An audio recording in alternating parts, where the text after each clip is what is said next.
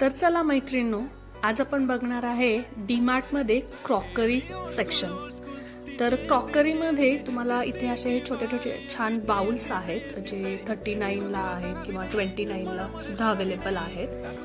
तर याच्यामध्ये पण तुम्हाला वेगवेगळे ऑप्शन्स पण अवेलेबल आहेत, डिझाईन्स किंवा कलर्स, सायझेस. तर हे वेगवेगळ्या साईजमध्ये तुम्हाला इथे मिळून जातील.